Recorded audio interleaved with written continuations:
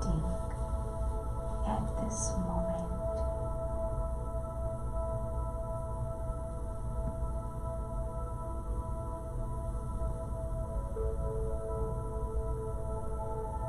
If your attention goes anywhere else, gently bring your attention back to this thought of peace. I am a being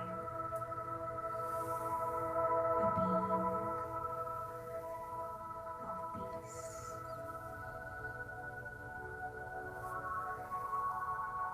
Just hold on to this thought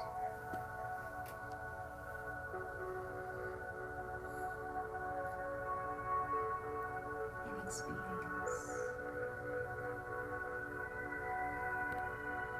the energy of this thought.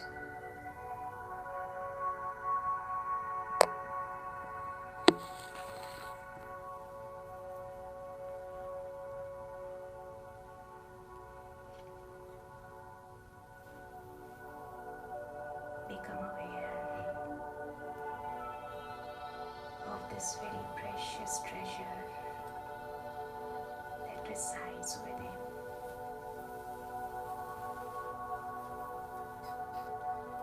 The energy of peace.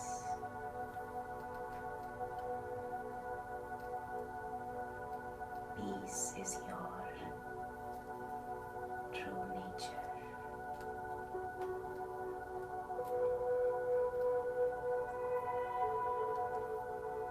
This is the moment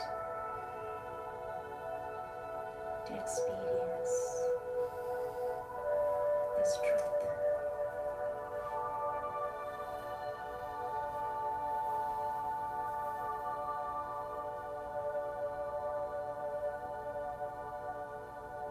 I am peace.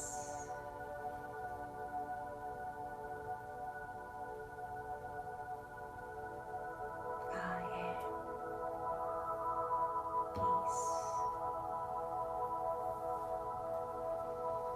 I am peace.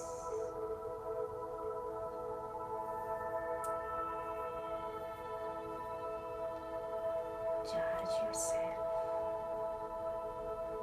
with this thought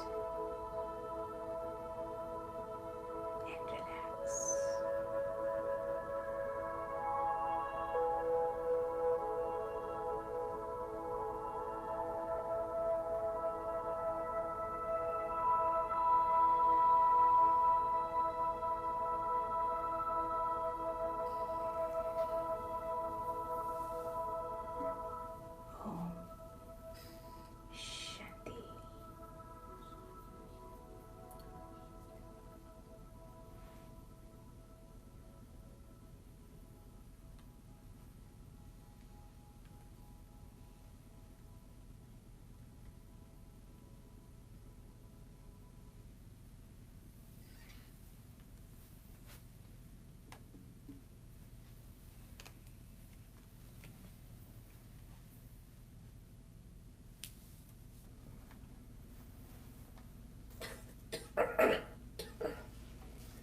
Om Shanti. Om Shanti. Good evening. We're so glad that all of you are here. I inspire some of you who are sitting at the back seats to come up here, that we will have a much better experience. Come.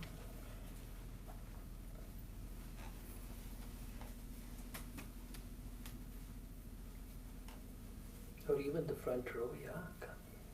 Good. Wonderful. Seeing some of you after a long time. Some of you we see very frequently, and I see a new face in the audience too. So we'd love to know your name. My name is Jack. Oh, wonderful, Jack. Welcome. Thank you. Yeah. I think this is your first time from you've been here before, right? No. So you're a friend of Marie and Teresa, yeah? Wonderful. All right. Yeah, we're glad to have all of you It is getting recorded, yeah. There's no facet. So far, no one maybe. So I'm not sure if it's getting Yeah. Anyway, so for those of you who are new, let me go through the tiny bit of housekeeping things. There is a bathroom at the back, and there's water here for you to drink. For anyone who has, like you, a new person, I would request you to please put your information. Yeah, yeah, please, if you could, Marie could take that and put your information, your contact information, if you want, your email address and phone number, as legibly as possible, please, so that the email address can go into the database, and every time we have sessions like this, automatically when we send the email, it comes to you. And so, as you know, we have tried to do these insight sessions almost every Saturday. It has been a few weeks since we didn't do it, so we ourselves look forward to today's session. Just a couple more things, if possible, remember to take your jackets and your belongings at the end. Yeah, if you, we try to hold on to them for a couple of years, but then it has to go to Salvation Army or somewhere. So I know you will search for it later, you'll be distressed. Please take a moment to look around. Sometimes what happens at the end, everybody gets very excited, yeah, and start talking and so on and so forth, and then they forget. Anyways, today we are planning to do a session on compassion. Who remembers the topic? Who remembers the title of the topic? Yeah, it's celebrating a life of compassion. Compassion is a beautiful energy. We're going to discuss how compassion works, what really compassion is, and most importantly, we want to talk about compassion from the perspective of the life of the founder of the Brahma Kumaris. All of you have come here for the past few months, few years, and most of you, maybe you'll have to force quit it. So go to the top, the apple. Could you go to the left, extreme left apple, force quit. So most of you know about the founder of the organization, Brahma Baba, who truly led by example and created a life that was exemplary in the way of love. Katrina, you can sit here again. That cushion is still there. Yeah, just for you.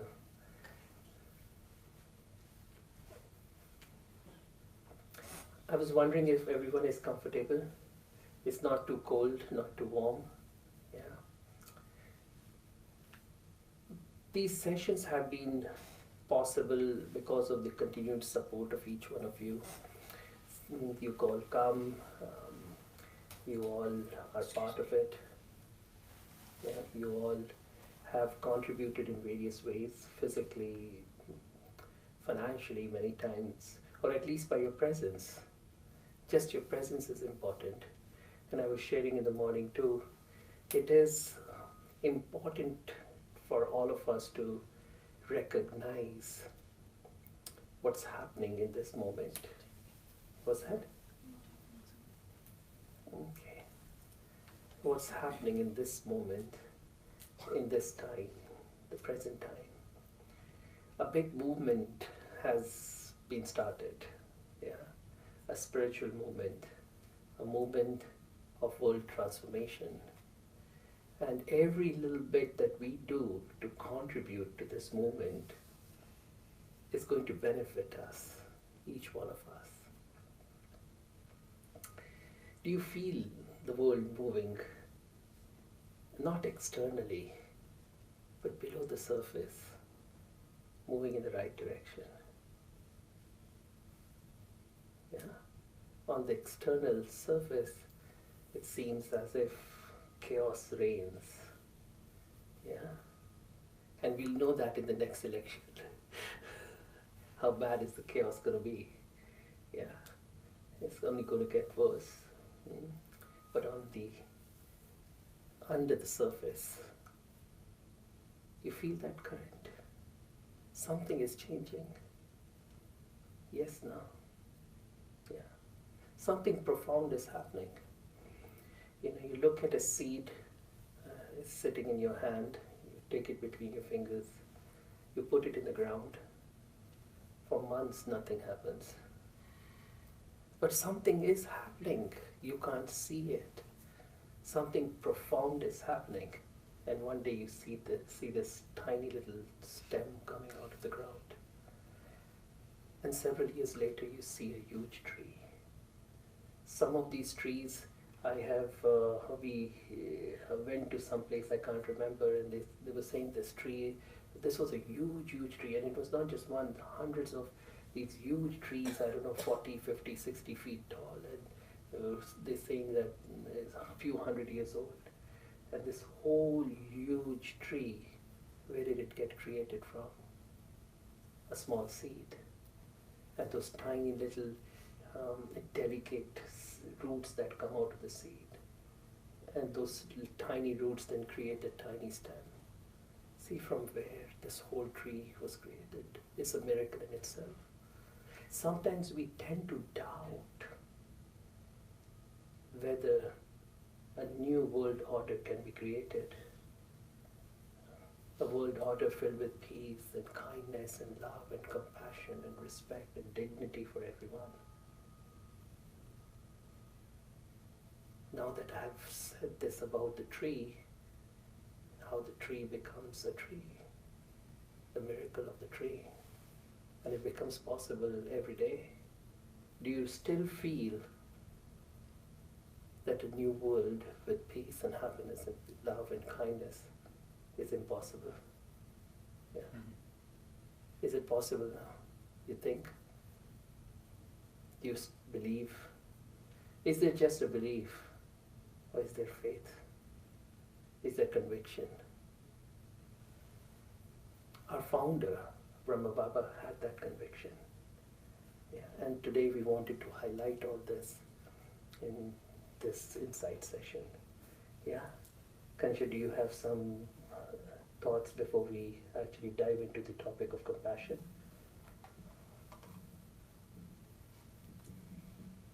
Yeah, actually today we're wanting to give our respect and regard to the founder of this organization.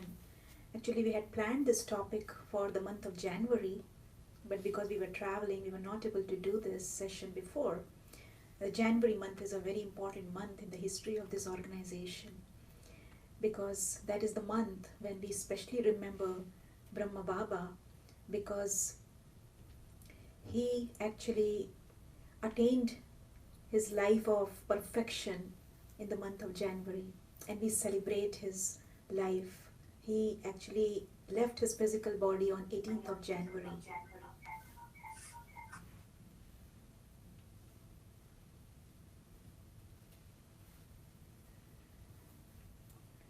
And today we have taken this topic of self-compassion because there were so many beautiful qualities that we have that we have seen in Brahma Baba, the senior yogis who were there with him. Actually, he left his physical body in 1969.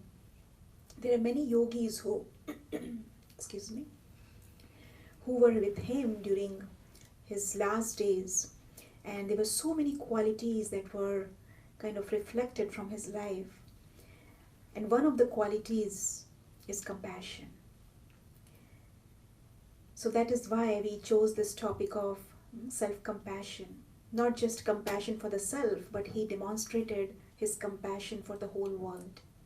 Just like we hear the names of Mother Teresa, how she was compassionate, so much love and compassion with which she served the world.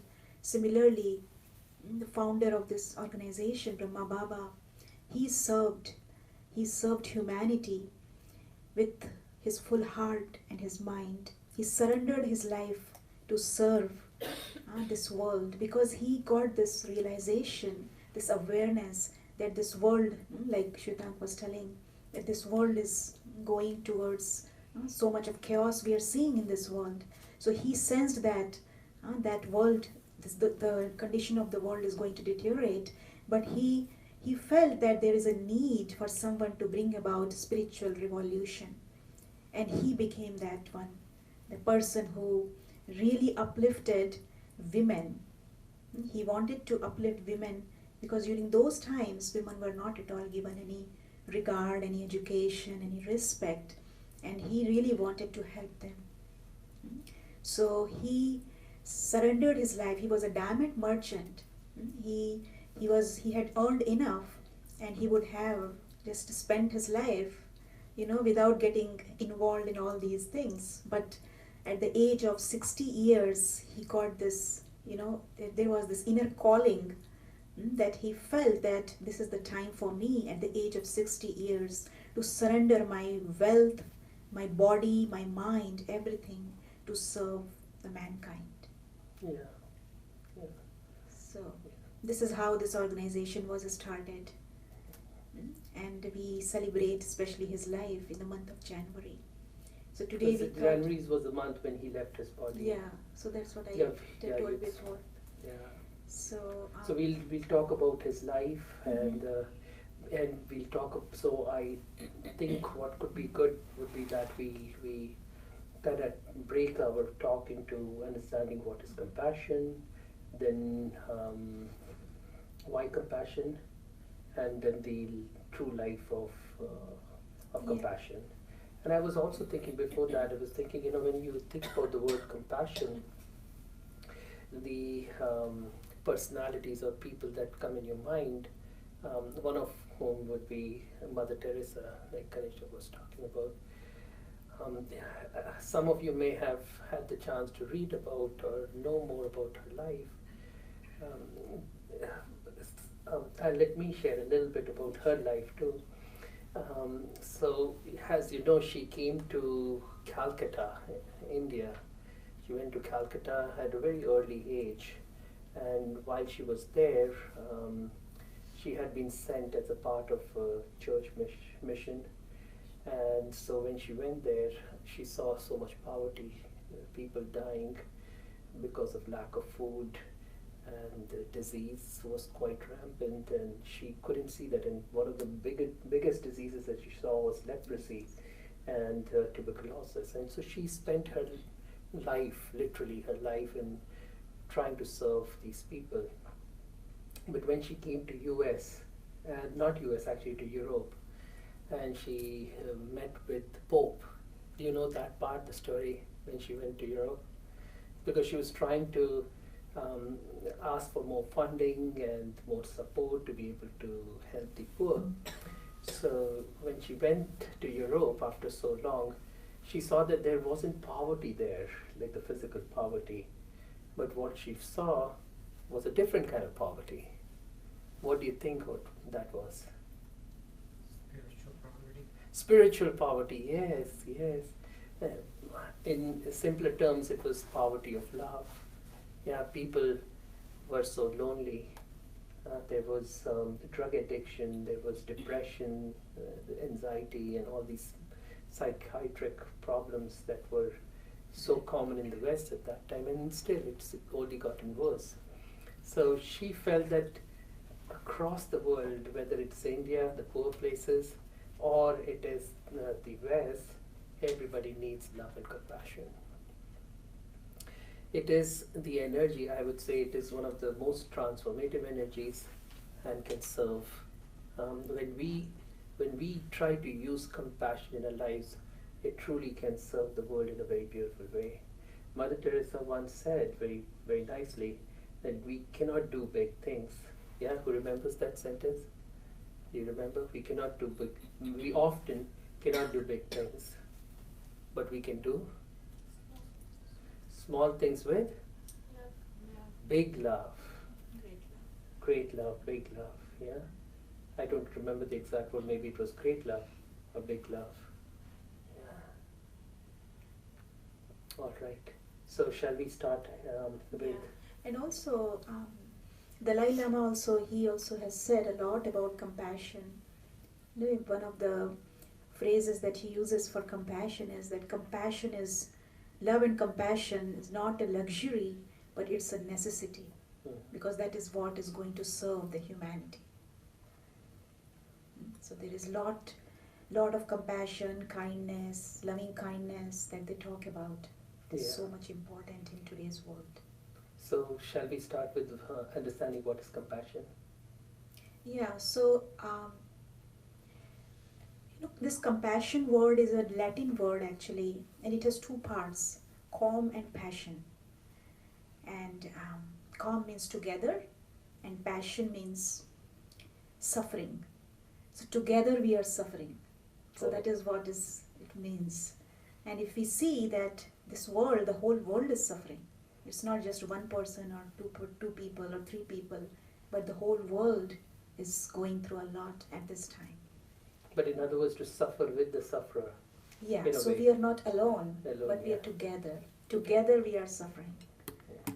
But there are a lot of different words that get in the way in this, right? What are other words maybe that you all can come up with the words that you think they are very close to compassion, because compassion is a kind of umbrella word, and there's so many words that can come under this word compassion. So what comes up for you when you hear this word compassion? Caring. Caring, yeah. Yes. Kindness. Yes. Empathy. Empathy. Yeah. Looking in somebody else's shoes. Are you sure? Yeah. Understanding. Understanding. Yes. What else? Acceptance. Good. Yeah. Yeah. Acceptance, kindness, warmth, generosity, Love, love, forgiveness, consideration, tolerance, respect. tenderness, Yeah, good. tender love, Radical acceptance. radical acceptance. Right? So many beautiful words that come up for us when we think about compassion. But often there are two words that are very commonly confused with this. Is actually three words: pity, sympathy, empathy. And so could you help us understand the difference between these three words and what is really compassion? Yeah, commonly we use these words: pity, sympathy, empathy, right? But there is a difference actually, when we are using these words. When we say pity, it's like, we are saying to someone, oh, poor thing, poor person. That means we are kind of, we are presenting ourselves as if we are privileged. This person is not having what we are having. So it's like putting the person down. We are not actually doing anything to help that person, but we are kind of feeling sorry for that person. Right? Just saying like that, oh, poor thing, or poor person, oh, he lost his job, or he does not have anything to eat. So it's like showing our pity. But when we are talking about sympathy is actually, yes, you are saying that, yes, I feel what you're going through. But when you say you're feeling, you yourself are affected by the feeling of the other person. So between pity and sympathy, pity doesn't really have feeling. Yeah, pity is like acknowledging that, yes, this person is, going through a lot. Yeah. So but it's not like really feeling. not feeling. Sympathy would be the next step, feeling. Yeah. Feeling, but it is a very superficial kind of feeling. You are really not feeling from inside. It's not like your whole being is with that person, because you yourself are getting influenced by the feelings of the other person. So you are drowned in the emotion of the other person. So in a way, it's a paradox. On one hand, you're disconnected, but you're connecting too much, and you're absorbing that person's negative energy. Yeah, you're absorbing the energy. For example, if the person is sad, you also become that, sad. And also, for example, if somebody is maybe dead, you go there, and the person who has Lost that. who has lost that person, he is crying. and the other person is gone there to show sympathy, and this person is also starts to cry. So really speaking, you're not helping that person, but you are taking the emotion of the other person, and you are also in that mode of crying. So what are you doing? It's not at all empowering. You are there, and you feel that you're helping that person, but really speaking, you're not helping. In other words, you're adding more negative energy into the moment. Exactly. So it is empowering. Yeah. All right, so that's good. Next, let's talk about empathy then. How's empathy? Yeah. So empathy, better? empathy we often use a lot, but when we think about empathy, it is more of not getting affected by the other person's feelings. You're feeling for the person, but at the same time, you are kind of safe. You are understanding.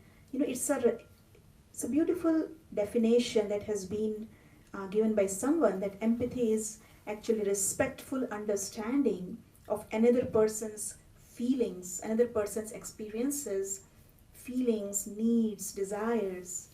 That is what is empathy. Without yourself getting washed away in the Yeah. sea of emotions. Yeah, would that be? Yeah. Yeah. So, like stepping into somebody else's shoes is what they say is empathy. So Right. truly feeling the other person's problem, yet Mhm. not getting swept away in the emotions. Right? Agree? Everybody agrees, right? So then, what is compassion? What is compassion? What do you think is compassion? Is it different? Or is it all of the above?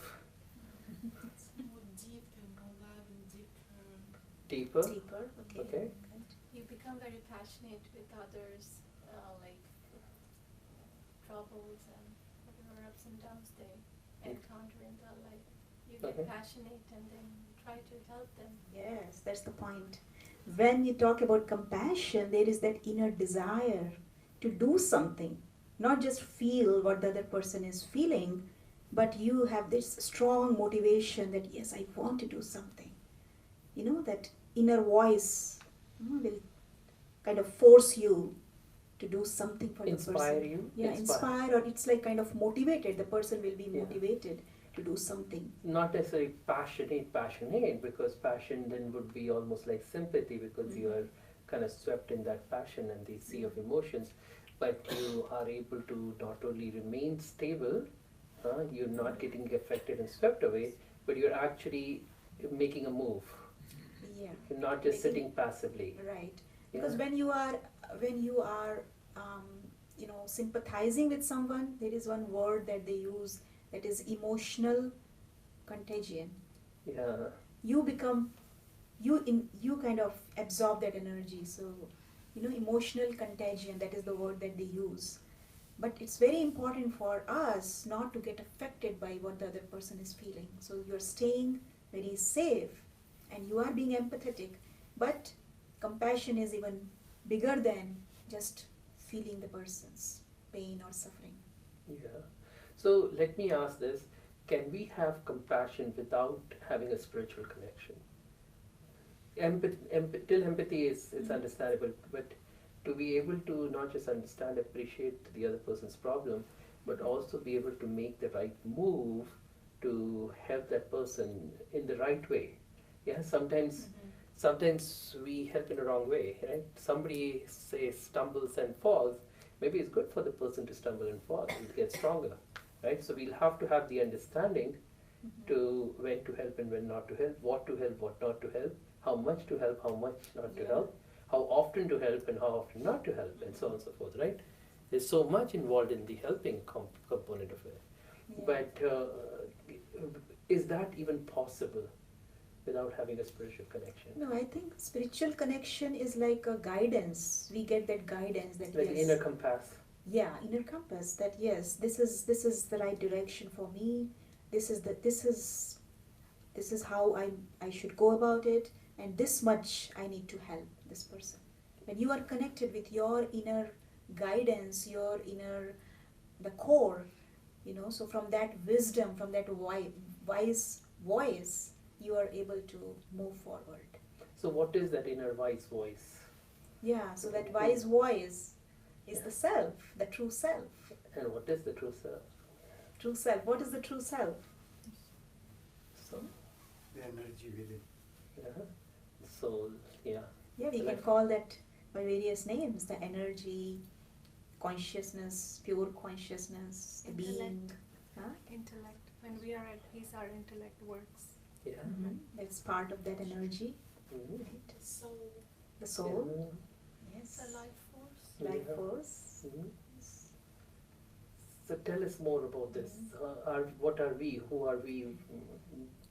Take us into that. a little Yeah, bit. because when we look at ourselves, especially in the morning time when we see ourselves in the mirror, what we see, we think that this is who we are, this physical body, because this physical body is visible, but really speaking, we are not this. We need to connect with that true self, that means the being, the light that we are. And that light is actually guiding us to do everything, whatever we do. Everyday's activities, whatever we do, without that light, we cannot move forward. So that is the energy, the immortal energy. It never dies. That is the soul. That's imperishable. That's the being that never dies. But Yeah. that energy is always with us. But that energy is pure, right? Yeah. It's inherently pure. Mm-hmm. And so when we talk about the qualities of the soul, yeah. So when we talk about compassion, we really need to connect with that energy, because that energy is the source from where we can draw that energy of compassion, that energy of empathy that we're talking about, because that is where it resides. So we need to go within and we need to connect to that energy so that we become more and more kind, all the qualities that you talked about just now. That is the source. We really need to connect to that source in order to access these beautiful energies, because these are all energies: kindness and understanding, acceptance, tolerance. These are all different energies. So you won't get these energies when you are in this awareness that I am this physical body. But the moment you become aware that you are a being, instantly that connection happens, and you are kind of connected to that source of kindness, source of Can we say that tolerance. all these qualities that you just mentioned comes from the core value of love? Yeah. Yeah. So we inherently are love. Mm-hmm. Yeah. Yeah. That's why we want, nobody wants the energy of hate, Yeah. right? Why are we wanting this energy of love? Because that is our true nature. We are loving beings. We are peaceful beings. This is why we all are wanting that for us. And spirituality also is the connection to the higher consciousness, Mhm. God, if you will, who That's is the ultimate source. of as the ocean of love. Ocean, yeah. He has the And- unlimited source of love. So often, in medicine we call this as a very common term that's nowadays used, compassion fatigue. Mm-hmm. Yeah. And in the world out there, it has become quite common too. There's another word, it just slipped out of my mind, maybe I'll get it in a moment, where there's just so much of disconnection that everybody has, right? Because when they see people, there's this word, of course, that's very common, indifference, yeah? But there was another one, it just slipped out of my mind. Apathy. Apathy, yeah, but there's one more, and that's used quite a bit during wartime, and how when people take others as prisoners of war, and how they totally forget that those are human beings too. Dehumanizing. Thank you, dehumanize. So the humanity itself has become so dehumanized, yeah, and that is one. Those, but think of us, we too, often we are selectively dehumanized. if it is our loved ones, people see the difference versus it's somebody outside. Yeah, somebody, maybe it's a neighbor a little more, maybe it is the next neighborhood a little less, next town still less, next state, next country, even just across the border. Who cares? Yeah. And then if it is somewhere in the Middle East, somewhere in some other country, um, 10,000 migrants are there, they don't have food to eat. Oh, it's okay. Did I get my food? Yeah. Right? This, yeah, this is, yeah, we are selectively dehumanized too, truly, yeah. So, and in medicine we call that so often that compassion fatigue, where we physicians or we healthcare professionals, day in and out, when we see patients dying and we see patients with pain and suffering, after some time, we end up, there's sometimes we end up with, or a lot of people do end up with um, some sort of apathy for the patients and the people who are suffering. And so when we connect to the core of our beings, to the authentic self, that is love itself, that's the reservoir of love, and then to the supreme energy, God, yeah, who is the ocean of love, then automatically that energy flows in our system, and so we never dry up, in other words, right? Yeah, because it's very important to have self-compassion, because if we are not full with compassion, we won't be able to give out that energy to anyone else. So let's do one exercise right now, Sure. just to... So, but you talked about self-compassion. Now Yeah. you touched upon something very important. Do you want to talk a little bit, because you changed the topic, about self-compassion? We were talking about compassion to the world.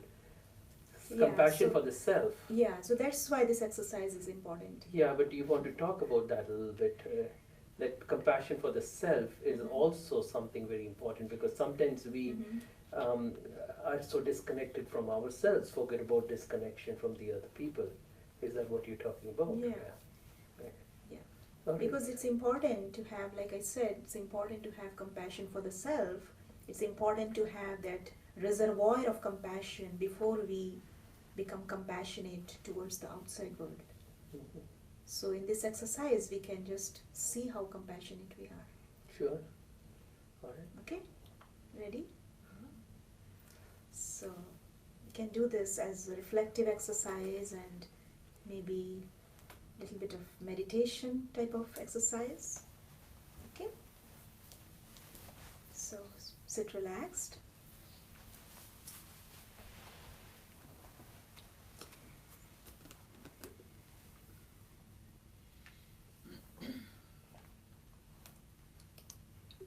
And in this exercise,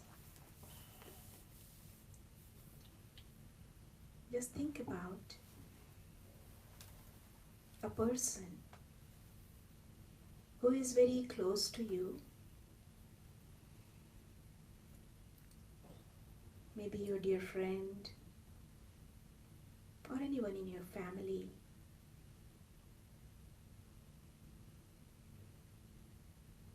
And who is going through a lot, a tough time.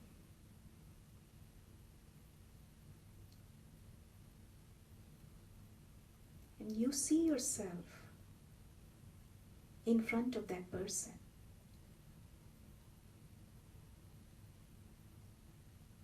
How you are supporting that person. How you are responding to this person's hardship.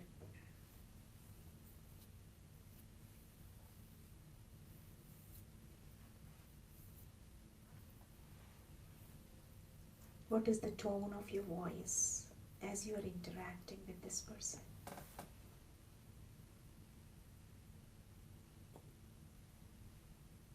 What is the language that you're using?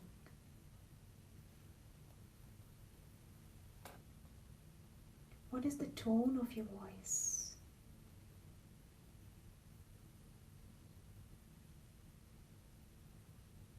What is the posture? Your posture.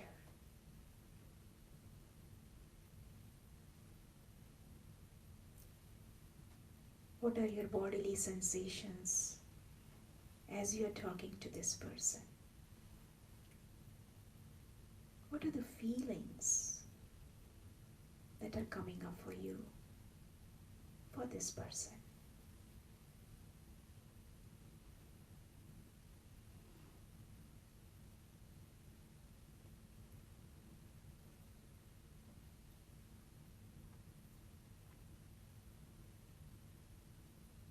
Now, think of another situation. And in this situation, you yourself are going through a lot.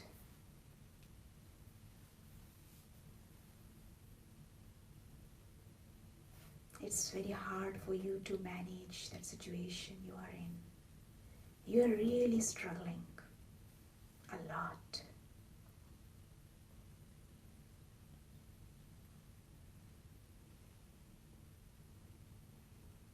You are under a lot of stress.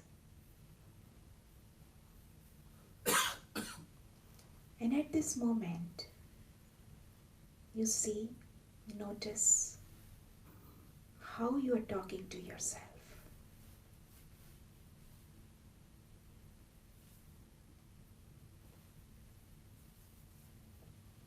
What are you telling to yourself?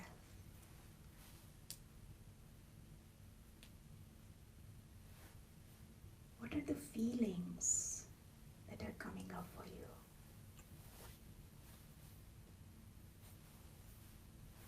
How you are responding to this situation?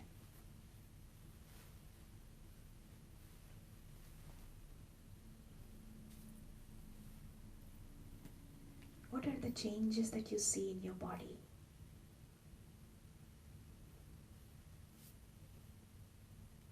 Any sensations in your body?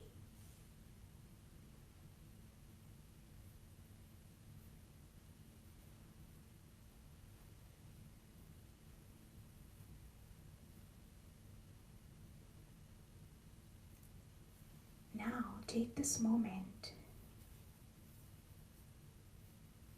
to notice the difference between the two events. The first event, you were with a friend or a relative who was going through a lot. And in the second event, you yourself are suffering.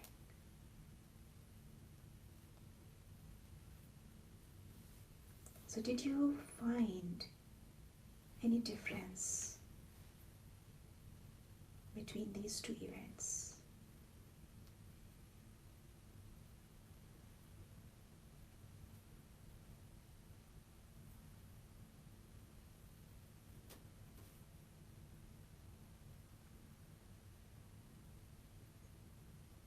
And if you have found the answer, you can open your eyes and maybe share if you are comfortable in sharing.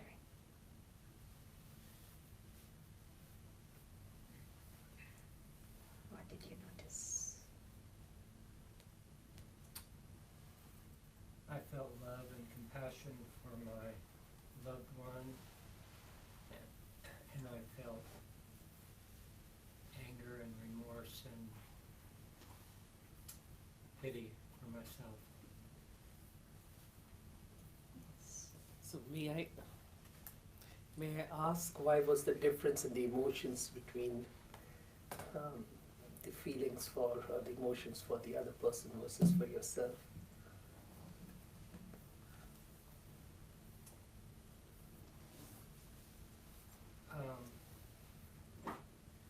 Well, because I breached the trust. Thank you for sharing. Yeah. Yes, I was just trying to reach my favorite microphone, but it's okay. I was, first scenario, I was feeling for my friend was good. It was, I had that feelings, compassion and loyalty, and just wanted to be supportive and give the positive energy and blessings, and I was relaxed, I was calm, and so trying to make the person feel the same way. It was all good, but then myself, it's a good example because right now I'm suffering with the back pain and possible right after the car accident, just freshly, less than 2 weeks. And it was very brave of me to take a trip 3 hours from Charleston, driving all the way here, straight 3 hours in a rental car, which I don't even know how to, it's not like your own car. So I am suffering with impossible back pain, and so my feelings for myself were much more intense. They were more like really strong, like lots of love, support, good kindness, and just be patient. I was talking to myself, everything will get better, you will heal, and it was intense, emotional. Excellent. Good. So both scenarios were good, but my own scenario was strong and more powerful. Good, Maybe good. because of the circumstances and the pain that present, which you can call suffering, right? Anything else? Anyone else? Yeah. It's been like 2 weeks, like one of my friends, she's Buddhist, Vietnamese, and she lost her husband. So I had to go to the funeral home, and then suddenly I kind of was so empathetic, then tears rolled down. And then I realized why I am actually kind of crying in front of her. And then I suddenly realized, and then eventually I met her 2-3 days henceforth. And then I tried to empower her and generated a lot of strength, courage, and words of empowerment, and also whatever we learned from the Brahma Kumaris. I tried to kind of just trying to generate those feelings in her, and then eventually I found that she found strength in my words, and obviously by the grace of God. And then she is a bit stable now, and because she just laid her head here, and she was like, oh my God, what's going to happen to me now? I'm lost. And she has one son. And so the first time here in Augusta, I saw somebody dying before me. I went to the funeral home and I touched the body and everything the first time. So henceforth I realized that if situation such occurs, I need to handle, and I have to generate a lot of strength within myself. But then when you were kind of trying to visualize that scenario, I felt when I was trying to console myself and generate the same for myself, there was a hidden stress lying, probably because we are more obsessed and, forever. So with Yeah. us, so we are not very confident. When we want to console ourselves, probably we want somebody else. That's the thin line between the two. Yeah, self-compassion is not easy. It's Not easy easy. to be compassionate towards Yeah. others, but it's not easy for, do the same thing for ourselves. Yeah, that's what Jack as well alluded to, right? But the interesting paradox is that unless there is compassion for the self, you cannot truly generate compassion for others. Yeah. Yeah. Yeah, that's the paradox. But it is easy, It is easy to show our compassion. So But we are it's- showing compassion, but that is not really true compassion that Yeah, is being it's- expressed. Yeah, exactly. I Yeah. have a question on Mhm. this. Yeah. Like we just discussed that we are showing compassion to others. So I also, when I close my eyes, I felt like I'm attached to, my body and things. That's why we are not compassionate. I felt. Mhm. But to others, then how are we able to see that we are compassionate to them? Because if we don't have that, we can't really Yeah. give Yeah. the True. other person. You answered your own question. Yeah, that's an illusion. Yeah. So we are actually not doing that. Yeah, we're not doing effectively. How's that? Yeah. We You are sit. thinking that we are doing, but Right. we So are it's really good. At sitting. least you're doing, thinking you're doing. Yeah. Like you're sitting in the car in the garage, and you don't put it in the gear. It Yeah. never moves. Yeah. You could be burning all your gasoline, but you're not going So anywhere. till now I felt I was showing compassion to my friend, but it's not working probably because I didn't have Yeah, yeah, Maybe because really speaking, we are not in that compassionate mode. We are in empathetic mode, yeah. So or true. maybe sympathetic mode, Yeah. So Oh, one thing, poor right? thing. Or Yeah. poor thing, right? Yeah. Sometimes there's this poor, so I won't say, yeah, this, oh, poor thing, right? That's Yeah. the sympathy. Yeah, and yeah, so Pity. that's pity, Yeah, pity, sympathy. sympathy, empathy. But we are really speaking, we are not in that compassionate mode. Yeah, true compassion, yes. so one thing from my side, what I feel is when you are correct on that, you're trying to simply give that compassionate to somebody else. The problem is, in front of that person, you feel more strength, so you're trying to give it. But once you leave that situation and come back to home, and you are alone, deep inside, you start getting fear, anxiety, Yeah. sorrow, and you bring that sorrow within. But on the other hand, actually, you are trying to take out sorrow from Yeah. the person.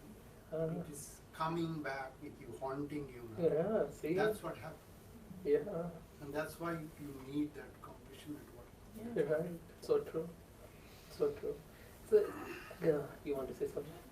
I was just thinking that we could do another exercise, a quick exercise, to kind of think of a time when you saw somebody, now that we have understood these definitions and trying to apply these definitions truly, Yeah. the way we have understood. Maybe I can share what I have found in the dictionary definition. Yeah, and then we can Then, I'll ask.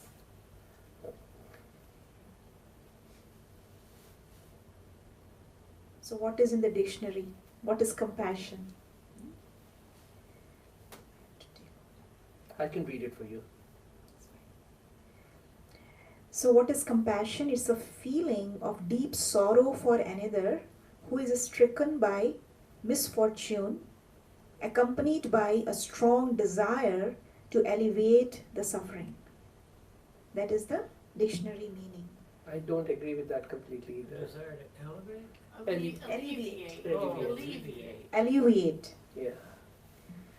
Yeah, that's the definition in the dictionary. A feeling of deep sorrow for Deep another sorrow. who is stricken by misfortune, accompanied by a strong desire to alleviate the suffering. Yeah, first of all, is there any misfortune in the whole universe? Right? Second, is sorrow. Sorrow is Feeling of negative. deep sorrow, yeah. Sorrow is negative energy. So I don't really agree with that, right? From a spiritual point of view, the Yeah. definition is wrong. Yeah. And then there is one person who has done a lot of work in this field of compassion, and he says that the essence of compassion is a deep awareness of the suffering of oneself and of other living beings, coupled with a wish and an effort to relieve it. Yeah, that's much I better. think this is much better than that, the previous definition. As soon as you feel sorrow, you're actually entering into the negative energy space. Yeah, Yeah. To pity. Yeah, it becomes Pity. pity. It becomes pity, it becomes empathy. right. Yeah. So this is awareness, deep awareness of what the person is going through. Yeah. So I was thinking that if you would like to go back into your lives and remember or try to recall a situation where you saw somebody truly being compassionate, or maybe in books, maybe in stories that somebody may have shared with you, and if you can recall that, take a moment. What did it do for you at that time when you heard it?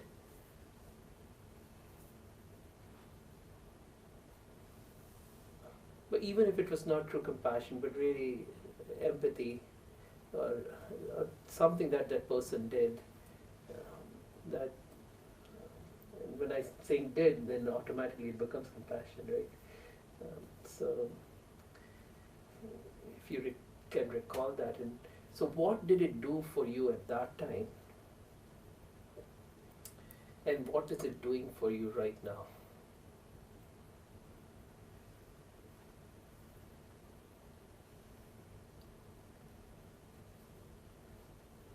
Take a few minutes. And you don't have to answer if you don't want to. just want to engage everybody in conversation so that it's not just we speaking. Nowadays, the concept of sage on the stage has gone away, right? It's more of the guide on the side. So each one knows what is right and what's wrong, and I think our job here is to just facilitate that for you. So, yeah, that's one. The second is, do you remember, do you recall an incident when you rose to your highest level of compassion? Yeah, and you did something far beyond you thought you could, or you imagined you could. And what did it do for you at that time? What was that incident? What did you do? What did that incident do to you?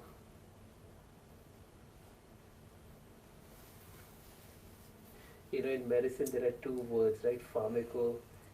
Kinetics and pharmacodynamics.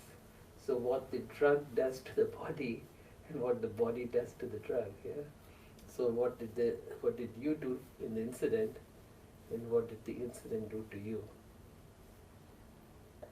And as you recall that, what is it doing for you now?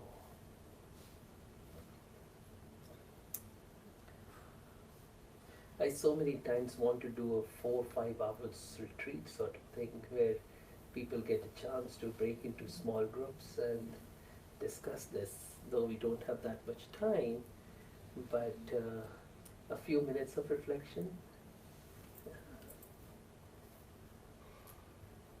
And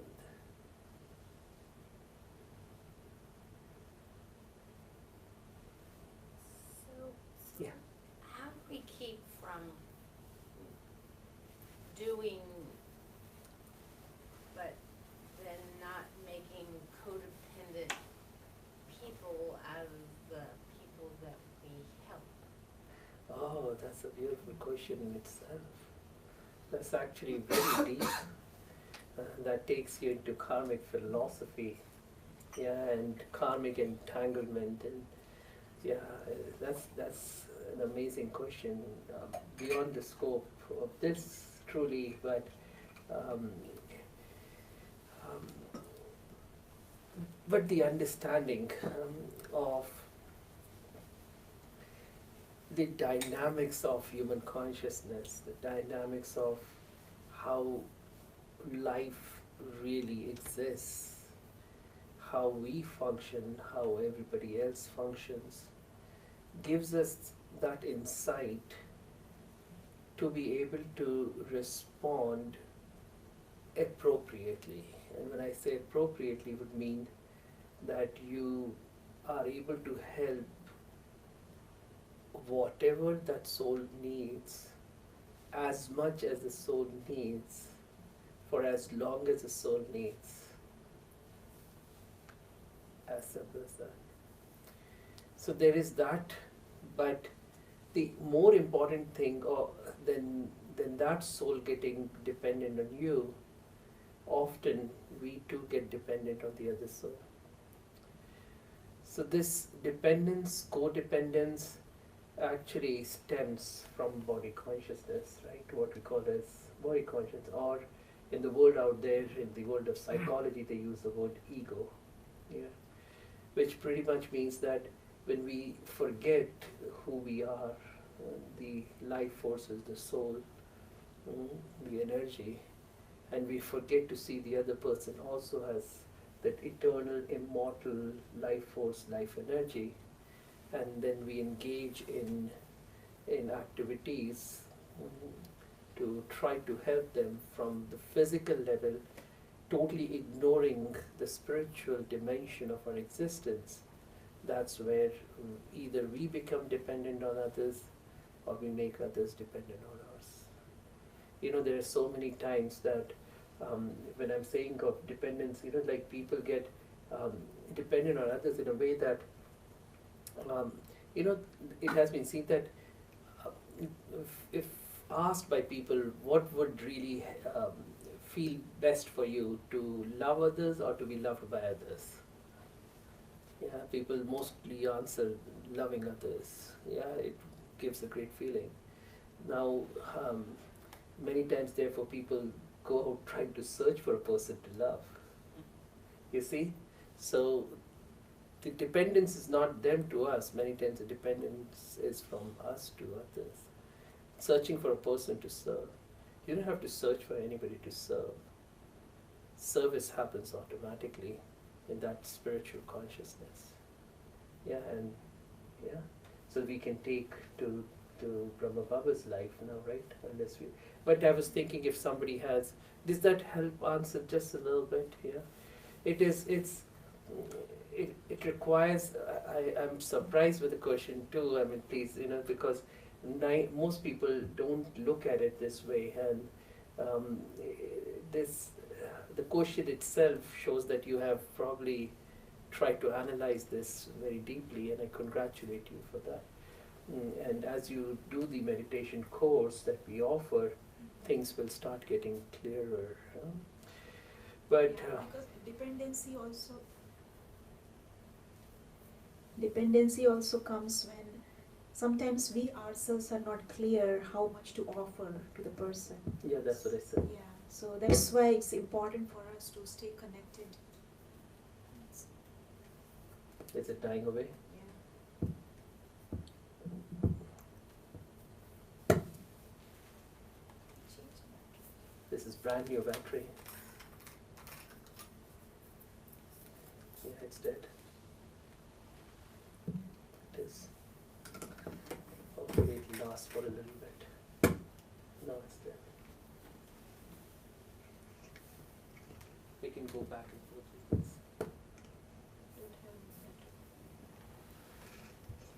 Search for some.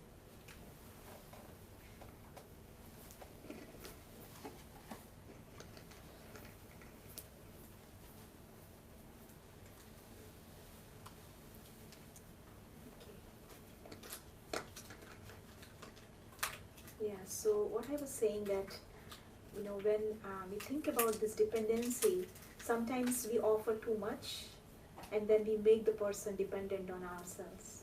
So it's very important for us to balance how much to offer and when to step back and just allow that person to be. So when you are constantly connected with your true self and also with that higher consciousness, then you will know what exactly you need to offer to the person. So that's the reason why spiritual connection is so important, because that is from where you get the right guidance, because that wise voice is there to help us. But the thing is that we get disconnected from that wisdom because we are so much out there, in the outside world. The external chatter is too loud Yeah. that we can't hear our inner voice. Mm-hmm. So that's why it's so important to maintain that connection, to be in the constant awareness. So now you know that self-compassion is so important. So basically, there are three components when we talk about self-compassion. First is you have to be aware of what is happening inside you. Because sometimes we are not aware that we are going through a stressful time, what we are doing to ourselves. We are generating this energy of anger, generating the energy of irritation, frustration, but we ourselves don't know that this is what we are generating. So mindful awareness. If we want Soulful awareness. if you want to cultivate this energy of compassion for yourself, now we know that how much little compassion we have for ourselves as compared to when we offer it to others. And that is also illusion. We think that we're offering it, but really speaking, we're not offering it. So how to cultivate that energy of compassion in us? So there are three things that can be done. One is that you be aware of what is happening to you at that moment. And acknowledge that yes, this is what I am going through right now at this moment.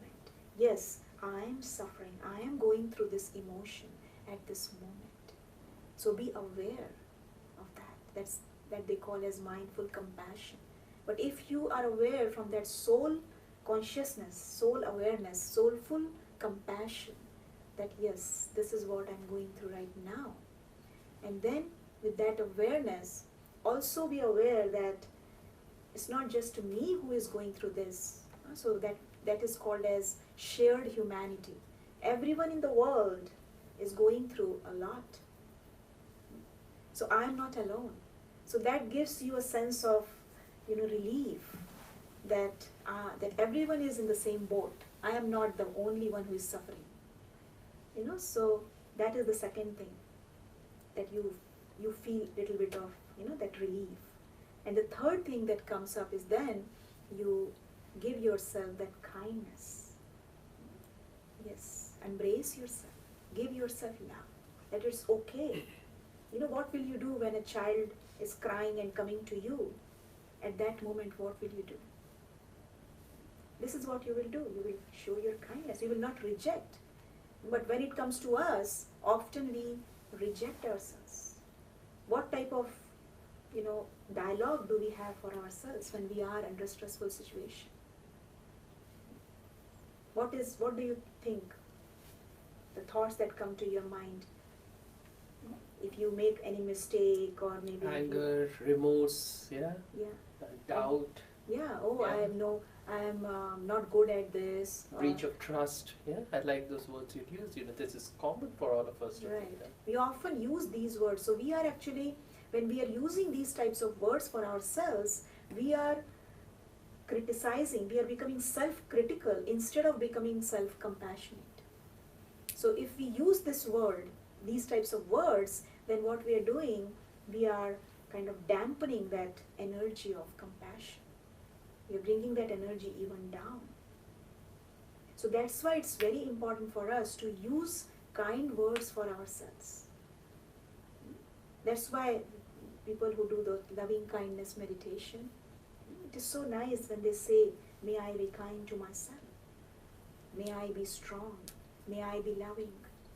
So when you give yourself these kinds of words, you talk to yourself in this, in this way, you are giving yourself positive energy. And when you give yourself positive energy, you are kind of building that energy of love and compassion. And slowly that energy, as it gets built up, it will affect your physical body as well. That brings us to the benefits of compassion. Does that? Yeah. And this is the reason why we want to cultivate this energy of compassion. Because there are so many benefits. If you are compassionate, then you are also very happy. So much research is going on in the field of compassion. When they are seeing that person who is kind is So more there are happy. psychological benefits. Yeah.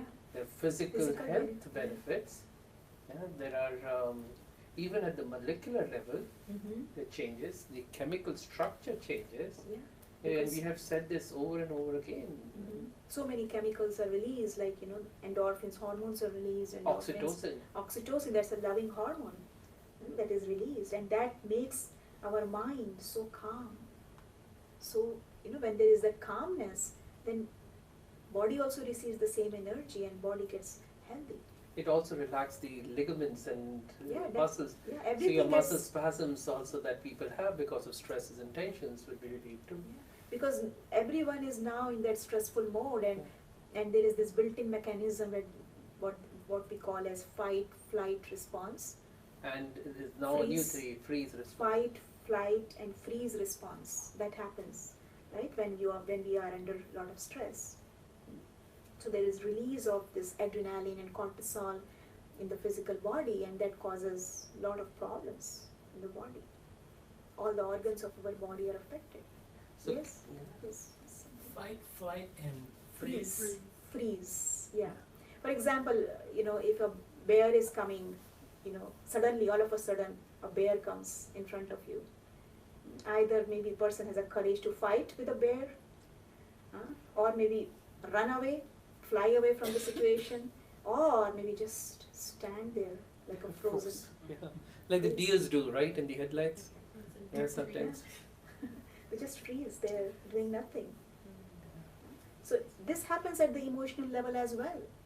You know, when we go through a lot of stressful situations, one is that physically, yes, of course, we are affected. That's But- more dramatic. That's more dramatic at the physical level, but at the emotional Yeah, level, emotional. Nowadays, it's more at the emotional level. You know, because we are not going on a regular basis to a jungle where you feel find a bear or, you know, tiger or things like that. But by the way, there are no tigers in US, thankfully. Right? In Russia there is, in India there is, yeah. There are mountain lions here. but at the emotional level, Yes, it's Jen. yeah. Well, I just had a question because I can't really stop thinking about it because you are saying, and I agree, that you have to have self-compassion for yourself before you can have compassion for others. Because every time I think of a situation where it's not involving my circle of physical life and it's happening to everybody else, I don't want to sound selfish, but it's like better than me, or thank God I've got food and they don't. I don't really, I don't get feelings of compassion for other people, but I don't really have a lot of compassion for myself either. Like I don't know how to explain. No, you explained yourself very clearly. So yeah, that happens. It's, truly speaking, it is one pool of energy. And whether it is compassion for others or compassion for the self, they are not mutually exclusive. When you don't have compassion for yourself, you can't create compassion for others. When you don't have compassion for others, you really can't have compassion for yourself. So they work hand in hand. Yeah. Because I would rather run away than to give somebody compassion or to go into a situation where I would have to open up and try to figure out how to get compassion because I don't want to feel what they're feeling. Yeah. See, the thing is that we internally have a lot of drought of compassion ourselves. Like there was one very nice, there was a physician who had come once, and we were having a discussion about this, and we were talking about, when there is hatred, the energy that we need to give back is love, and there is, negativity, we have to give the positivity. That's the true response, it's the correct response. And he said, I still don't get it, and explain more. So I gave him the analogy of a fire and fire extinguisher or water, yeah? So if there is fire here, a fire around you, you don't try to extinguish fire with fire. Yeah, do you bring more fire to kill the fire? No. Yeah, and so you bring water. And he said very beautifully, and in fact, you wouldn't even believe it, from an adult male physician, he started crying. He had tears in his eyes, and he said, I don't feel I have enough water within me to extinguish fires. Yeah, so that's the beauty, that's what spirituality does, is to help you connect to the eternal source of compassion and love, to God Himself. Yeah, as a parent, as my guide, as my everything. Yeah, and which Kay has been experimenting on that, right? I'm not sure what you mean. And experimenting on Connection with Connection. God. Yeah, in the recent Not times. experiment anymore. No, it's not experiment. You have already found the results. Awesome. Okay. That's a good way of putting it. All right.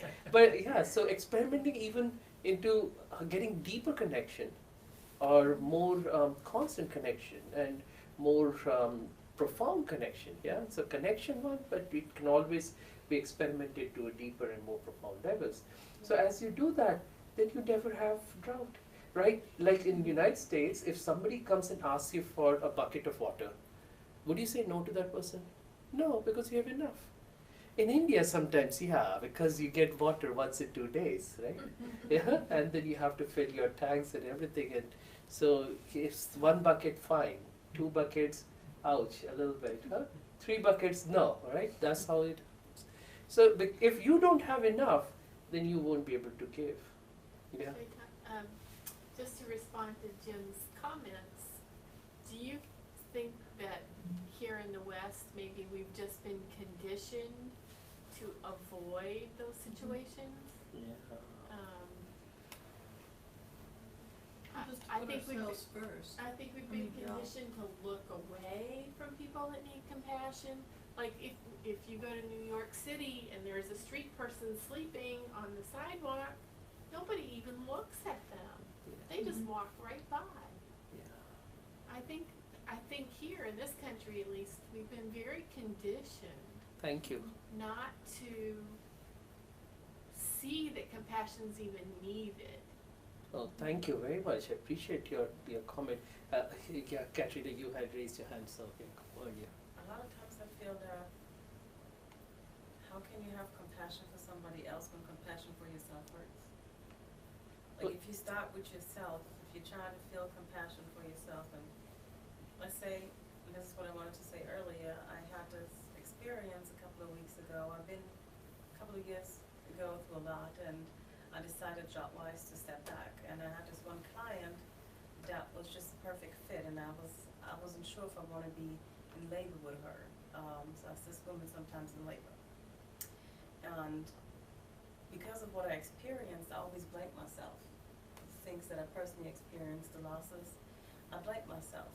And it was actually after the first time I've been here, I signed up to climb because I decided it is okay to forgive myself. Whatever happened, it's not my fault. It's not on me. And but to face that moment, to actually talk to myself, to actually go deep and face that fear and that anger and pain that I have was really challenged. But that was also the first birth that I attended to. And I've been doing that for years, where I didn't think when I worked. It was just flowing. It was the most beautiful birth I ever attended to in my entire time I was working as a doula.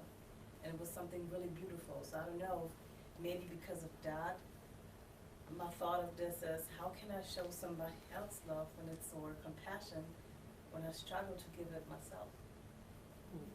Yeah, that's what we have been saying. Yeah. So Yeah. both of it works together. Thank you for sharing. And Yeah. again, I think in the West we are taught Yeah. to repress those feelings. Yeah. Yeah. I think that's why we're so spiritually bereft, because we've been conditioned to not look for those things. So you're not strong if you allow yourself to feel compassion or take Thank care you. of yourself. Thank you. Thank you. Truly, I appreciate what you say. Yeah. I Yeah. also wanted to make a comment to the gentleman's, Yeah. like when you said hesitation or fear, whatever the avoidance or whatever you call this, to show compassion, it has to do with your own vulnerability, Mm-hmm. correct? Did I say that? Yeah. Vulnerability. So when you Yeah. show you're vulnerable, that's definitely like you're taking layers off and you allow people to see you. That's like your weakness, or what you describe. That could be also cultural thing or international thing, but not everybody can so easy to show that I'm vulnerable, I'm capable to show my compassion.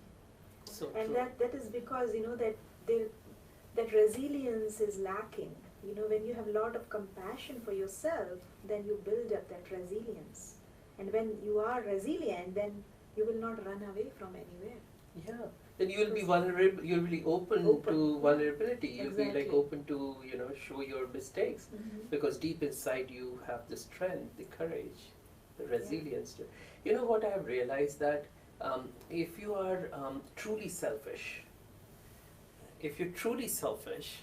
you'll be selfless. You will suffer. You'll be selfless. Selfless.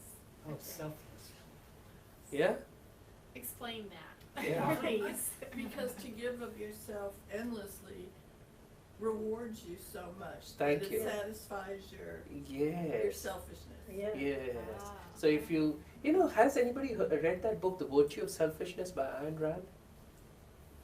It's a little book. It's a little book. It's a difficult read.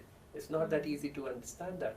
But we in Raj Yoga and in meditation, spirituality call it as self-care rather than using the word selfishness. But selfishness, what she has defined it as, is truly this thing, self-care. That if you truly respect yourself, if you truly value yourself, you would want to serve others.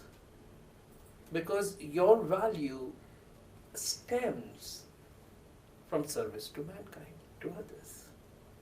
Yeah, and now we have learned that we didn't want to go too deep into it, but you all know it, yeah, the benefits that it does to your body. So by reaching out and trying to serve and to create, to reprogram ourselves, this is what we have done so many sessions here on how to reprogram yourself, to recondition yourself. You know, somehow there have been so many misconceptions that have become part and parcel of humanity today. Yeah, but we can change all those. Yeah, we are the ones who created those.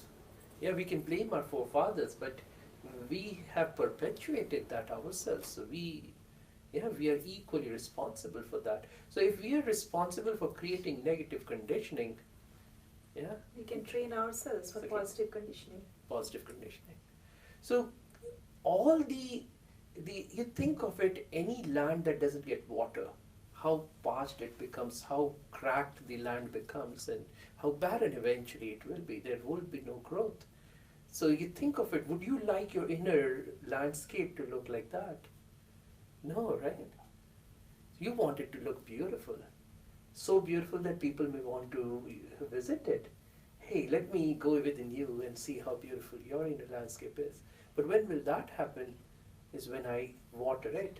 And where will the water come from? By spreading compassion, creating compassion for others. And the more you do that, the more it gets filled up. Yeah. It's also a transfer of vibration that works. If I'm compassionate towards my friend, she actually re-forwards it to me, and that's also a way I too can generate it. That's another way. Yeah, eventually, because the world is going to reflect what we are giving, and in fact, it's going to magnify and give it back to us. So even if many times that person may not be able to reciprocate right away, it will be carried forwarded into the world, and it will come back to us to serve us. It's a karmic, it's forming a karmic law actually. Sure. The more I'm compassionate, even though I'm not to myself, but since I'm trying to be compassionate, it comes back to me as a karmic law. Sure. That's how I generate it for me more and more. Yeah, good, very good. And especially if it comes from that pure space, Yeah. you know, that pure space where, From the Father, from Yeah. inside, and also when I connect with that supreme energy, from that pure consciousness. that's the best way to generate it. Exactly. Yeah, I okay. have a question, and this isn't to imply that that I think that people shouldn't be compassionate.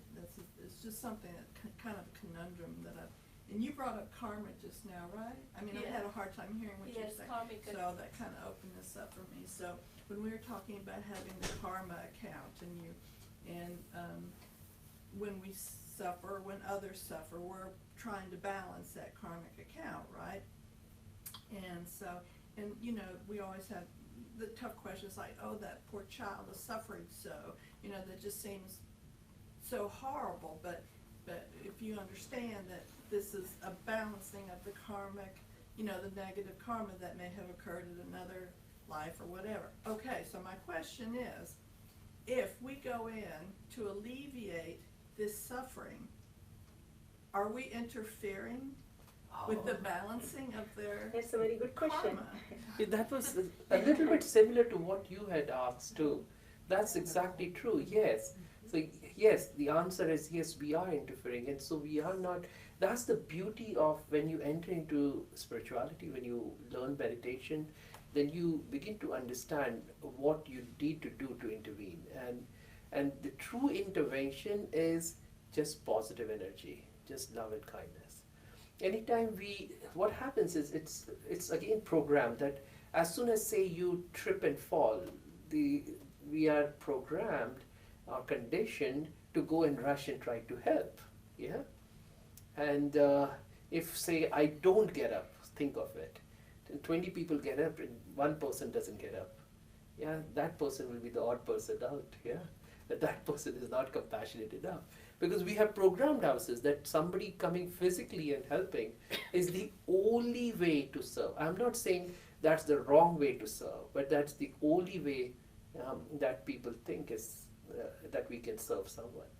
In that moment, it is possible that that may be the need of the soul, but that may or may not be also. By your going there, it could, of course, if we don't want to go that deep into that the soul is somehow repaying, or that kind of settlement is happening, but too much doesn't help the soul either. Yeah, sometimes I find that when 20 people go to rush to help the person, the soul actually gets more overwhelmed. Yeah, they leave me alone. I think I'm okay. Yeah. Well, So and they get embarrassed. they get they're em- embarrassed. Exactly, that's what I'm saying. Yeah, you get embarrassed. Yeah, it's okay, so you're not really helping too much. So sometimes the beauty is that at the surface, what is visible, yeah, and what is really underneath is very different many times. What meditation helps us is that it helps you go into the spiritual dimension, or like I was sharing last time, into the quantum dimension. Yeah, and there the answers lie. How much I need to help, what I need to help, and so this is where in Rajayoga meditation there are three terms that are used: serving with a flashlight or as a flashlight, serving as a searchlight, and serving as a lighthouse. You see? Now, a flashlight would be like this, going around, yeah?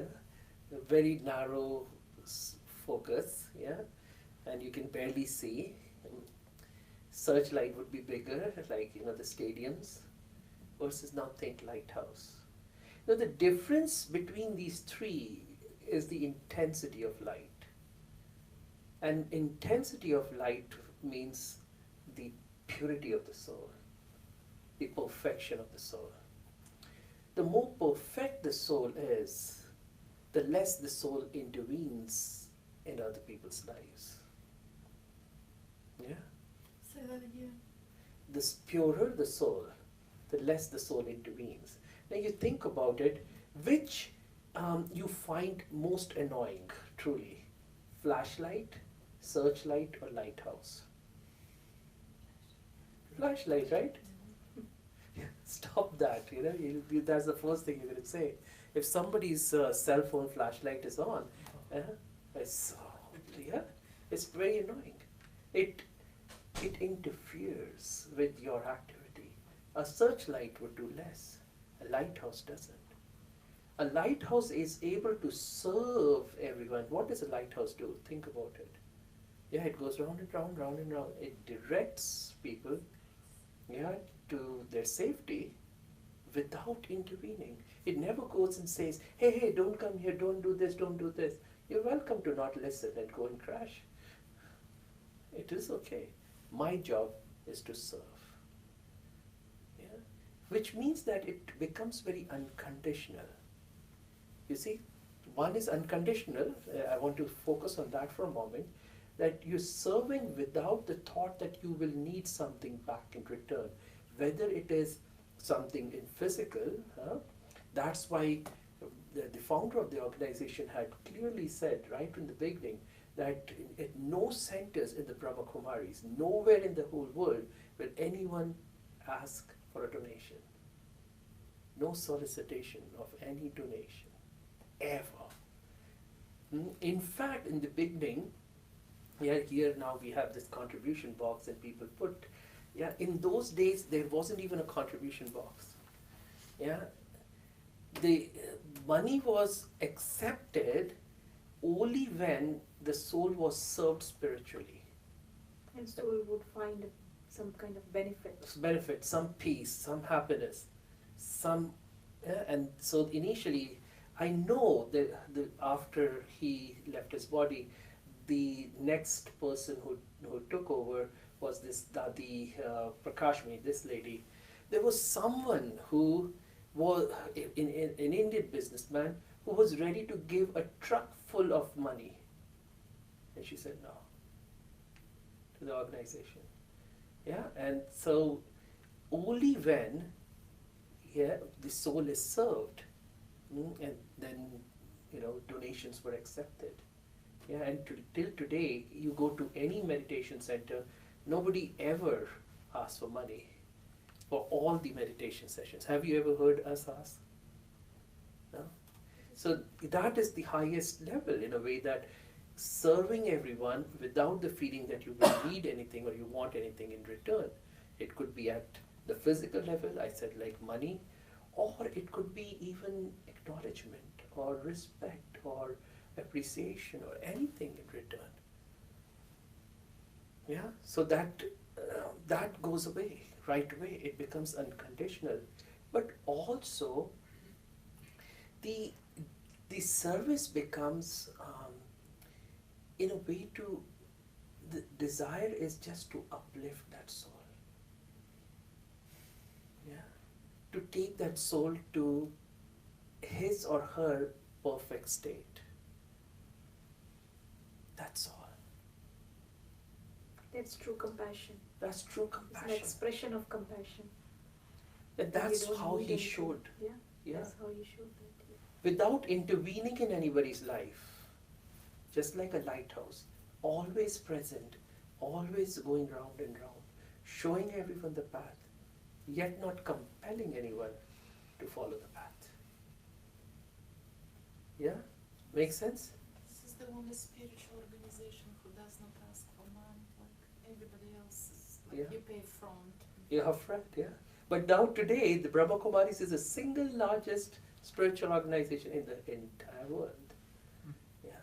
Today I'm listening to one of the brothers that once said, in British rule, in the British rule, the sun never set. Brahma Kumar is almost in the situation where sun never set, because everywhere in the world you get the same thing. Yeah, see?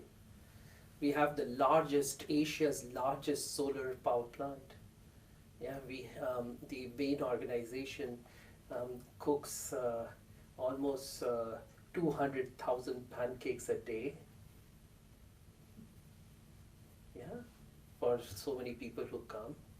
And I don't know, it's like, first time when I saw the trucks full of vegetables coming, it's just mind-boggling. It's limitless. It's limitless. There's no limit.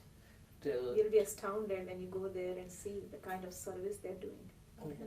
The amount of, you go anywhere, anytime, there'll be food. You reach 2 a.m. in the morning, there'll be food for you. You will never go to bed hungry. You will have tea, coffee, whatever, sometimes ice cream. Yeah. I've seen tanks of tea, coffee, milk. Oh, tanks. yeah, it's just, yeah, I've exactly. been in food industry. I've never seen a scene like that. What I saw in Mount Abu. Yeah, see? Yeah. And not a penny that is asked, Mhm. ever. Ever. In fact, in our constitution, we can't even ask. That's created as a part of the constitution, that we don't ask, because that's how he kept these principles at the highest level, and we don't need anything. We are getting from God. That's the ultimate source of all power. We don't need anything from anyone. It's just giving, giving, and giving. That's the highest level of compassion. Because you're acting from that pure space. Yeah. So that purity draws money by itself. You Yeah. don't have to run after money, but money will run after you. Yeah. Isn't that awesome? Somewhere, what happens is, as we grow older, see, children as kids, kids have much more compassion than adults. Yeah. Somewhere the programming, gets complicated. And I'll share, somebody was sharing about this situation on the plane. there was a long flight, few hours flight. It could be, I don't know, 4 or 5 hours or whatever. And this lady was describing that as soon as this plane took off, there was one child who started crying, a real small kid, maybe 4 or 5 months old, and started crying and wouldn't stop crying. And half hour passes by, 1 hour passes by, 1.5, and everybody is now upset, right? Yeah, all the adults are upset. Would you be upset? Yeah, honestly, good. That's good. But 2 hours, 3 hours, and think of it. If say you paid $150 for the flight, maybe you won't. Maybe if you paid $500 for the flight, and say if you have to go somewhere, you have to reach and do some real stuff, and you try to sleep for a little bit.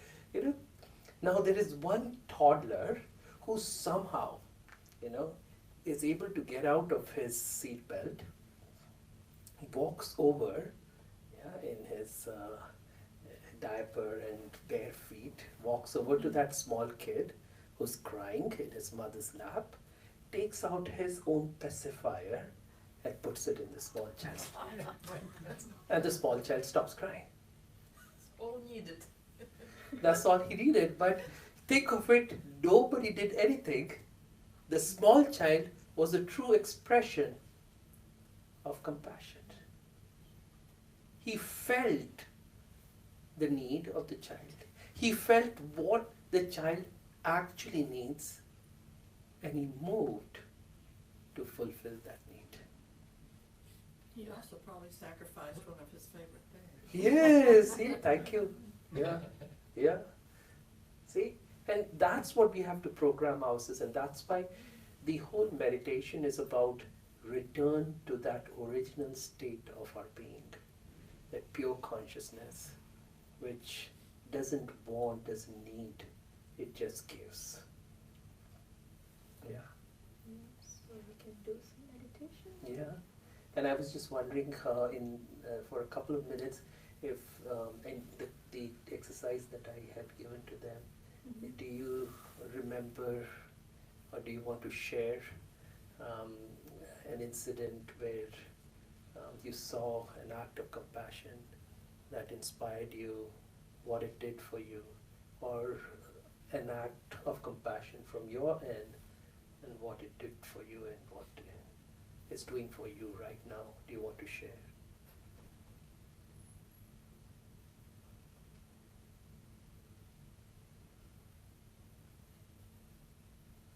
No. Yeah, sure. Well, I don't want to. It impacted me so much that I've watched it many, many times, and it was there was a video, and these guys gave this homeless person I think $100 because he had nothing. Yeah. And they said, now we're going to follow him. And they were like, oh, he's probably going to go to the liquor store or something else. And instead they followed him, and he went into the store and he bought all this food, and then he went over to all the other people and he gave all the food away to the people that didn't have food. And they were so shocked that he had nothing and he gave it all away to help everybody else. And I just thought that was such a pure heart, or just something that, instead of saying it's all mine, and I guess. Thank you. Yeah, I appreciate it. See, there's also important thing to understand from the spiritual point of view is that we are all children of one God. Yeah, the modern society has divided us. But truly we are all brothers and sisters. That's why in Brahma Kumaris we call each other, and today I was sharing with you, brother this, sister this. Yeah, in United States we call everybody by their first name. I was shocked when kids call their own parents by first name sometimes. I have heard that. No? Yes, sometimes. Yeah, but they don't like it. No, but I've seen that, like. I'm Daddy, don't call me Paul. And somebody was sharing Jennifer was doing Jennifer, so one of the patient's family members, Who Jennifer? My mom. All right, all right, all right. So, so think of it. But for us, instead of going into these complex relationships, how about we simplify all of these to we as brothers and sisters of one parent, one God. And then think of it, it's not just my brothers, sisters are brothers, sisters. My neighbor is also my brother. Yeah. The person who lives in the town next to mine is also my brother. Whether he's brown or black or green or yellow, whatever it is, or rich or poor, tall or short. Yeah, it doesn't matter. Yeah, whatever religion, whatever faith, whatever his opinions, whatever his thoughts, he's still my brother or sister. Somewhere across the world, in Asia or South Africa or some other country, that person is my brother and sister too. Think of it for a moment. Think of it as, we can take this into the meditation experience, as a long lost brother. Think of it. Think about universal brotherhood. Universal brotherhood. Yeah? Say right at the childhood, you and your brother got separated, or you and your sister got separated. Now your sister is in Middle East, in one of these war-torn countries, and you forgot about her. But now you just realize. Now think all of these are your brothers and sisters, your long lost and forgotten brothers and sisters. Won't you feel compassion? Yeah, agreed? Can we think? Almost immediate. Because Almost immediate. Yeah. So can we hold that consciousness for a little bit as you take us into the meditation experience? Yeah. I just want to say one last thing here. Again, I want to emphasize, if we are truly selfish, we will be selfless. Yeah, because like this very famous sentence by Carl Jung, yeah, and what was that sentence? That love heals. Love heals both the one who receives it and the one who gives it. And also to add to that, when you really feel, then only you heal. It was Carl Meninges. Yeah? Not Carl Jung. And what did you say that? When you really feel, then you really heal. Yeah. You need to feel in order to heal. Heal yourself and heal everyone else. Yeah. So you need to feel. So that's an act of compassion. Yeah. Do we feel inspired enough now? Yeah. To really create compassion as our way of lives. All right. And it starts from you, from us, from within. And it starts from here. See, this small thing here could lead to a big movement right from this moment. No? Yeah. This space. All right. Om Shanti. Take us through meditation then. And we have some sweet for everyone.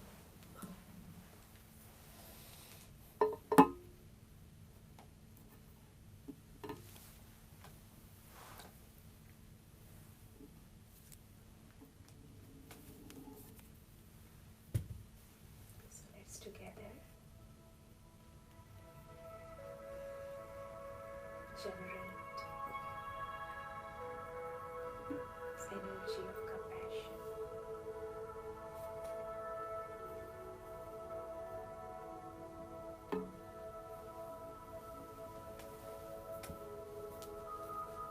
And it starts from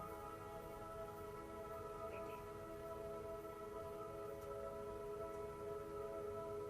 Take this moment to remember who you are.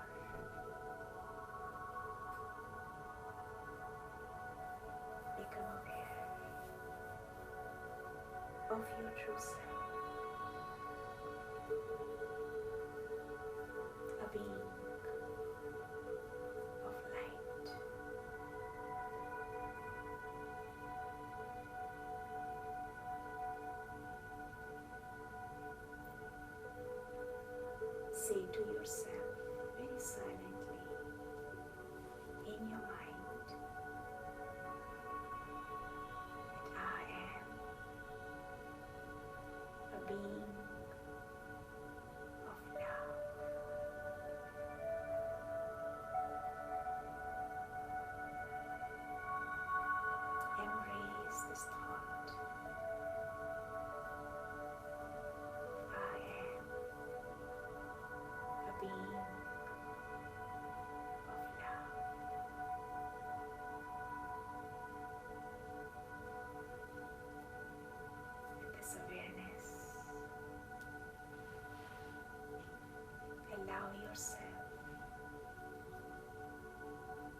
step into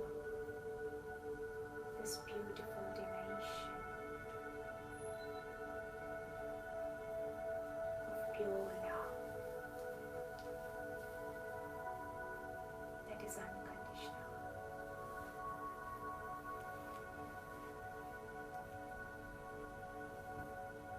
As you connect yourself to this space,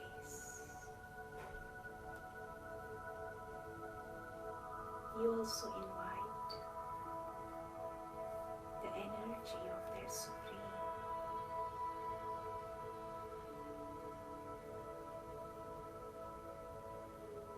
to enter this clean space that you just created.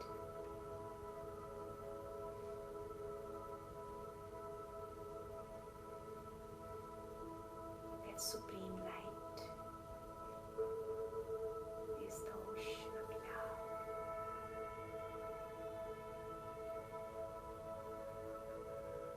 Allow yourself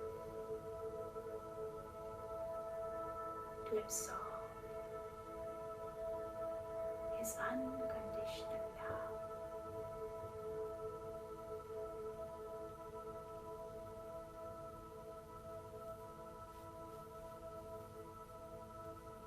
He is the ultimate source of love and compassion.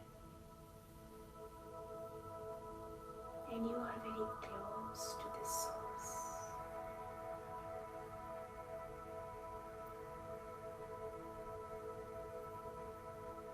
This is your moment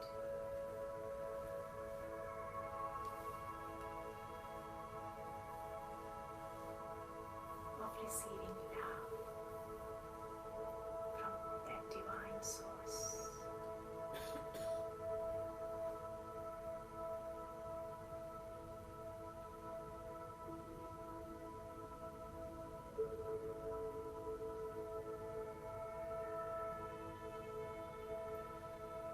So take this moment to soak yourself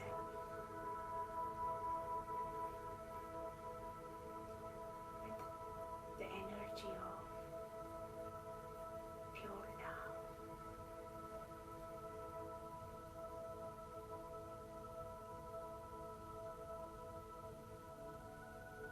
And then allow this energy to spread outwards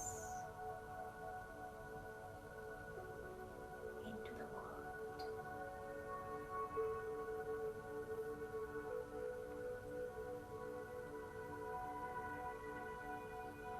The souls of the world are thirsty for one drop of love.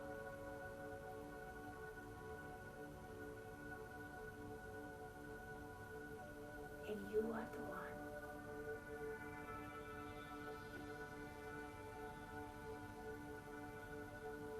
who is supplying spiritual love to your brothers and sisters around the globe.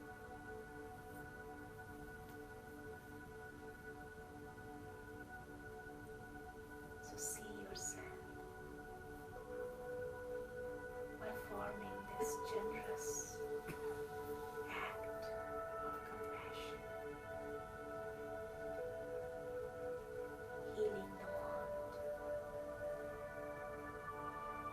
by feeling their needs.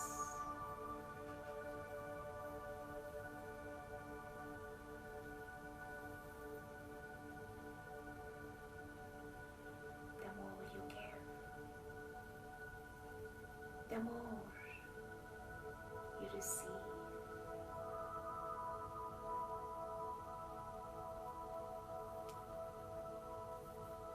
And this is how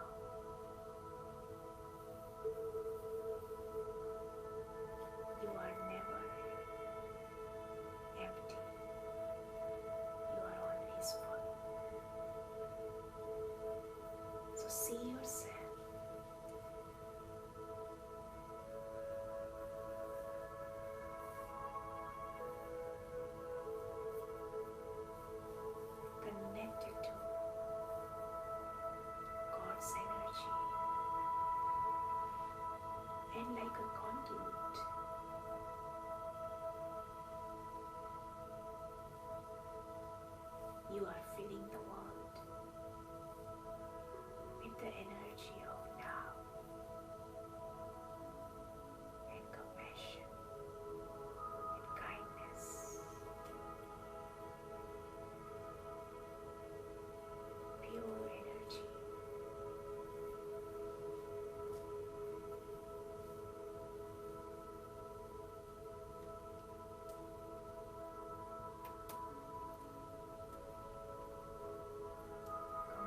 appreciate yourself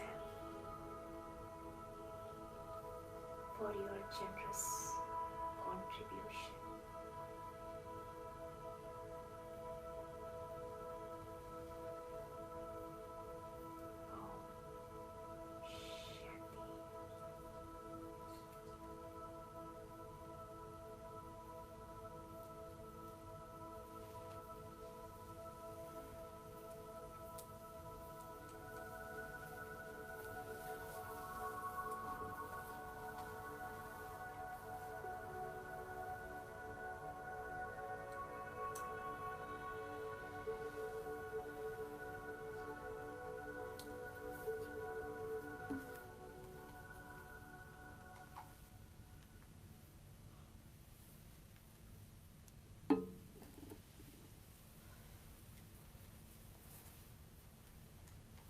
Om Shanti. Thank you. So now there's going to be some sweet for every one of you. Some of you have had the chance to go to the meditation room, the experience lounge that we call it. I inspire you to go there because that's where, when you sit there, I know Marie likes to go there every now and then, yeah? And so that's where you really feel his compassion. And pardon me, when I saw that the light, the main light was not on in there, that trance light.